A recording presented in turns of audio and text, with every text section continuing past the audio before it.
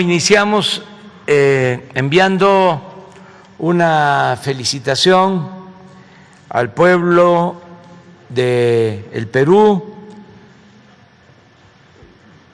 porque el día de ayer las autoridades electorales de esa república le reconocieron su triunfo al maestro Pedro Castillo Terrones. Él va a ser el próximo presidente de la República del Perú. Ayer se le reconoció como presidente electo. Describiré lo que compró la UNOPS, lo que compramos en el sector salud y los resultados obtenidos. Aquí está lo que se compró mediante el mecanismo de las Naciones Unidas, la UNOPS. Hasta hoy ha adjudicado la UNOPS un total de 1.038 claves y ha formalizado 995 con contratos, que son 693 de medicamentos y 345 de material de curación. Estas 1.038 claves representan un monto de 2.262 millones de dólares, que equivalen a 45.422 millones de pesos y representan también, desde luego, un volumen de 895 millones de piezas ya adquiridas. En la siguiente lámina, sí fue posible comprar de manera más eficiente. En 37 días el sector logró adquirir desde el gobierno federal lo que al organismo internacional le tomó 10 meses. Logramos adquirir 950 claves, 639 de medicamentos y 311 de material de curación. Significa un volumen de 1.729 millones de piezas, entre 816 millones de medicamentos y 912 millones de material de curación. Segundo, sí fue posible comprar sin sobreprecios y con ahorros.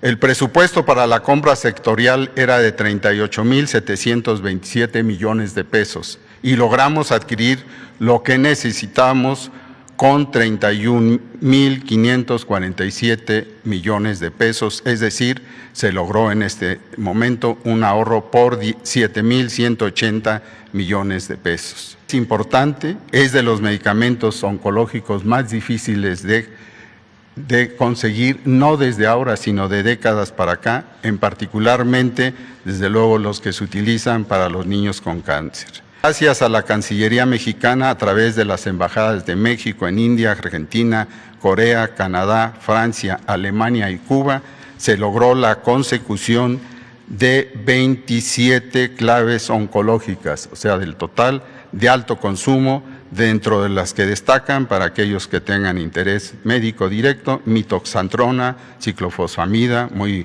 utilizada, epirubicina, hidarubicina, metotrexato, doxorubicina y vincristina. Hoy, sobre la pandemia, queremos dirigirnos en especial a la juventud para que tenga presente cuáles son sus riesgos, cuál es la situación que enfrenta y que no es despreciable. Es importante que tomen en cuenta todos ustedes que son jóvenes y mujeres jóvenes, que también ustedes pueden ser afectadas y afectados por la epidemia de COVID-19. La semana pasada presentamos aquí cómo la epidemia de COVID-19 en México, país con alta cobertura de vacunación, ya no es una epidemia tan virulenta.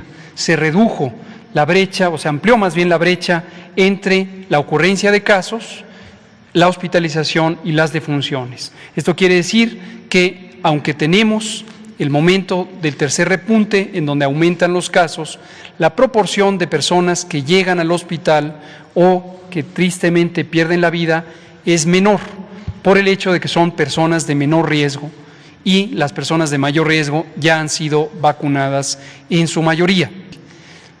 Podemos ver que se ha recorrido 6 a 7 años la distribución de edad. Hoy está afectando predominantemente a las personas jóvenes. La mayoría de las personas que están hospitalizadas por COVID en este momento son ya personas menores a 52 años y la enorme mayoría son personas que no fueron vacunadas. La enorme mayoría, esto es más del 97%, son personas que no fueron vacunadas. Informar brevemente del avance de la estrategia para las vacunas. Esta es la evolución de diciembre hasta la fecha de lo que se tiene programado de adquisición de dosis de vacunas. La meta que habíamos anunciado es que en julio pudiéramos llegar a 70 millones de dosis, esa fue la instrucción del presidente, y vamos a estar empezando agosto en 80 millones de dosis, para garantizar las metas que el sector salud ha definido en materia de vacunación, de nuestro plan de vacunación. Cancún sigue el contagio. ¿Qué estrategia se va a tomar? Porque se iban a vacunar a la mayor parte de las personas y no han sido vacunadas.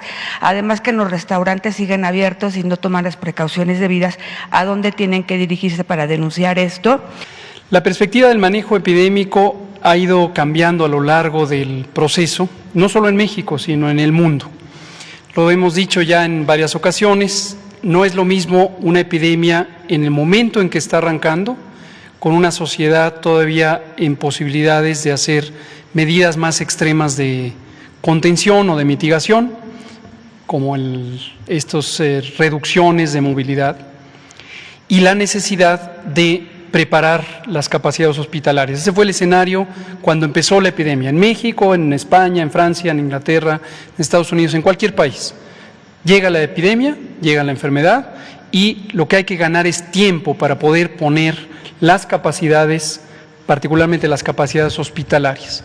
En países que teníamos muy deteriorado el sistema de salud, es el caso de México al arranque de la epidemia, lo hemos comentado también mucho, era indispensable tener una mitigación inmediata, lograr aplanar la curva, de lo que se habló muchísimo durante 2020, para que nos diera tiempo de adquirir los ventiladores, todo el material, entrenar a los médicos, que teníamos un déficit enorme, contratamos más de 50,000 personas, etcétera.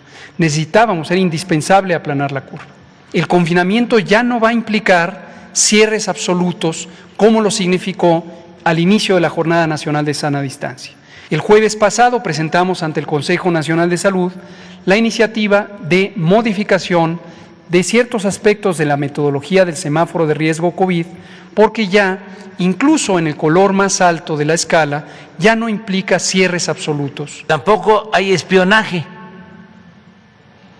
que a eso quería llegar, porque ahora se dio a conocer de que se contrataba a una empresa,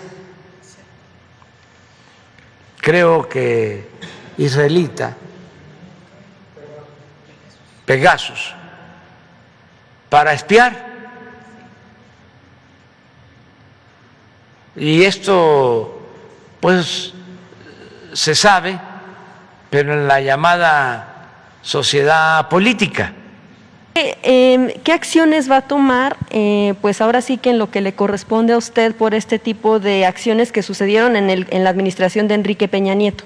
Y en Sedena, el CISEN, pero preguntarle si la revisión que ustedes han hecho, ¿continúa este contrato con NSO Group? No. Que son precisamente… No, no sé si pueda existir el contrato, lo que, y lo voy a revisar, y hoy mismo vamos a informar.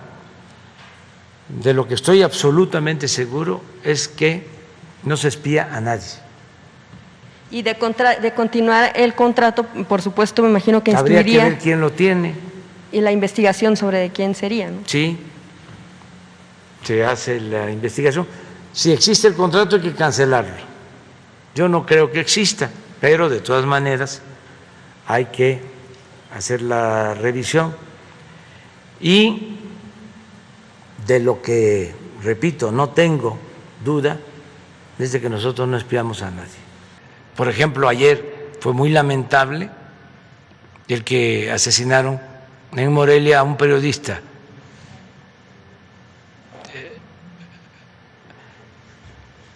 Y es de reconocerse que la Policía del Estado casi al instante, con muy poco tiempo, detuvo a los autores materiales, a quien disparó y a quienes lo acompañaron.